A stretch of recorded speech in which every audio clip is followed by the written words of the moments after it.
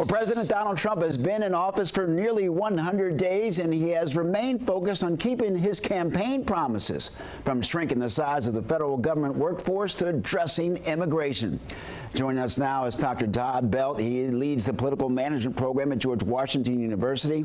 Dr. Belt, welcome to Capitol Review. Mark, it's great to be with you again. It's great to have you. Let's talk about the president in his first 100 days, or as we close in. What stands out so far?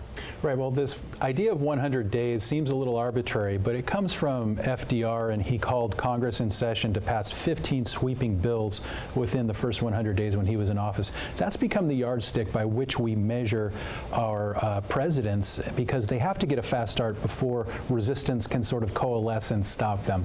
And Donald Trump to date, of course, has put together 130 executive orders. Compare that to Joe Biden's 162 during his entire 4 years. So obviously, real fast start there. But he hasn't passed much legislation, only two somewhat meaningful bills, the Lake and Riley Act and an extension of some of the federal funding. And of course, a lot of those executive orders and other things that he's been doing have been held up in the courts. And so there's been a lot of fast movement, but they haven't gotten very far in terms of what they'd like to do.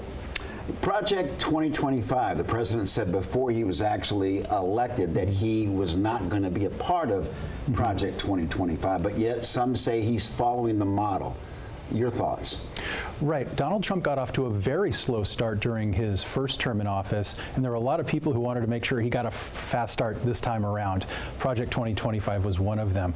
But Donald Trump has said that he hasn't been doing the things that Project 2025 laid out, and there's really not much evidence that he has taken some of those people from Project 2025 into his government.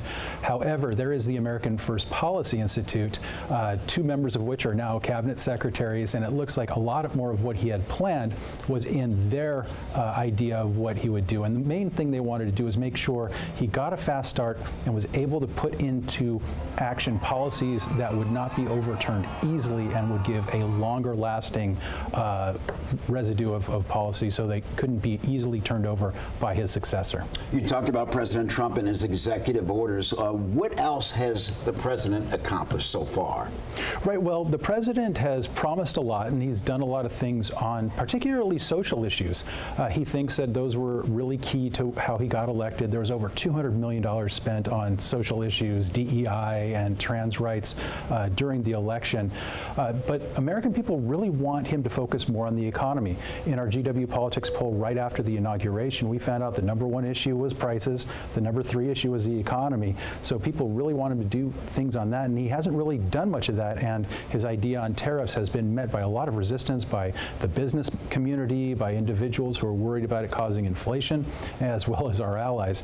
The second most important thing that people wanted is they wanted him to work on health care costs, and he hasn't really done much of that other than just a little bit on the side on some prescription drugs. So there's a real missed opportunity there. Quickly, foreign policy, Gaza, Israel, and also, you know, his foreign policy. Can he still be effective there as well?